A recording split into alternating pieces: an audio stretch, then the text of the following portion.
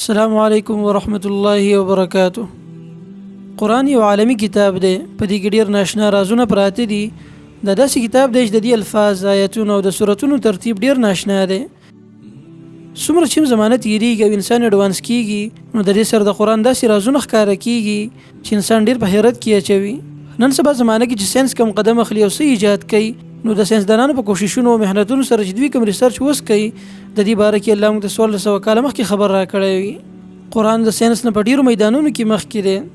قرآن د بیگ بین، بلیک هول، د ځمکې حرکت، یونیورس انسپیکشن، وسپنه، فینګر پرنټس، د دې ټولو شیو بیان قرآن ډېر په ښایسته انداز او وضاحت سره کړی دی، او د دې خبرو په ثابتولو کې ساینس ډېره زمانه تېره کړه. اوسه پورې به ساینسدانانو دا دعوه کوله چې زموږ په سولر سیستم کې 8 سیارې دي، لیکن د پوره ریسرچ نه بعد دا پته ولګېده چې زموږ په سولر سیستم کې 8 نه بلکې 11 سیارې دي.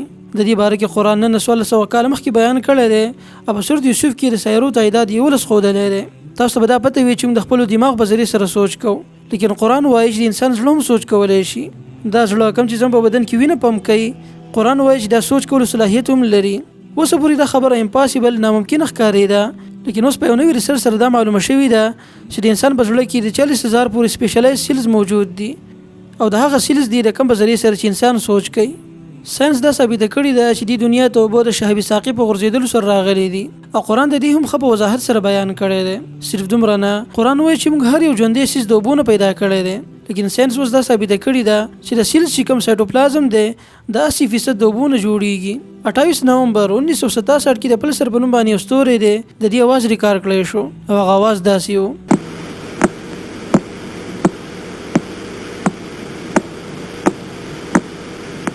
دا ښکاري چې څوک دروازه ټکوي. قرآن د دې ستوري ذکر په سورۃ طارق کې ښه په تفصیل سره کړی دی، او د تاریخ مطلب دی ټکونکی.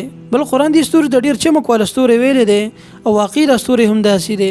انسان د مور په خېټه کې څنګه جوړیږي، د دې مراحلو تذکره ښه په تفصیل سره په قرآن کې شوې ده. دې نه علاوه قرآن دا ویلي دي چې د حضرت ابراهیم علیه السلام قوم به د انور سپوږمۍ او د ستورو بندګي کوله. نن سبا دغه زمانې د خلکو باقیات وموندلی شو، او د هغې نه دا معلومه شوه چې واقعي د خلکو به د دې څیزونو بندګي کوله. ناشنا خبره دا ده چې دا نالج د زرګو کلونو پورې ورکو، او اوس په سن 2000 کې دا ډیسکور کړی شو. میډیکل ساینس دا ثابته کړې ده چې کله انسان دروغ وایي، نو د دماغ هغه حصه کم ده چې سینګولیټ غیرس ویلی کېږي، هغه استعمالیږي. لیکن قرآن دا راز هم موږ ته بیان کړی دی په سورۃ العلق کې، او د دې خبرې ناشنا او ښایسته وضاحت یې کړی دی. ملګرو، دین علاوه نور داسې ډېر ساینټیفیکلی تیوریز شته دی چې د دې بنیاد قرآن ډېر د مخکې نه ایښودی دی. قرآن پوره معیار والا کتاب دی. د دې دا ناشنا خبرې دا ثابتوي چې دا کتاب واقعي د الله له طرفه دی، او یو انسان دا د ځان نه دی جوړ کړی. قرآن یو جامع کتاب دی، او په دې کې هر موضوع موجود ده، که هغه موضوع فزیکس، بایولوژي، کیمستري ولې نه وي. ملګرو، موږ د دې قرآن په مقصد ځان صحیح نه دی پوهه کړی. تاسو ګورئ څومره زمانه تېره شوه، او مسلمانانو کې یو ساینسدان پیدا نه شو. د دې وجې دا ده چې موږ اول قرآن وایو نه، او که وایو نو ځان پې پوهه کوو نه، بلکې زموږ مثال دی یو طوطي دی، هغه محض الفاظ د خولې نه ادا کوي. نور د کتاب کې څومره رازونه او جوړوالی پروت دی، دې باره کې موږ ډېر سوچ نه کوو.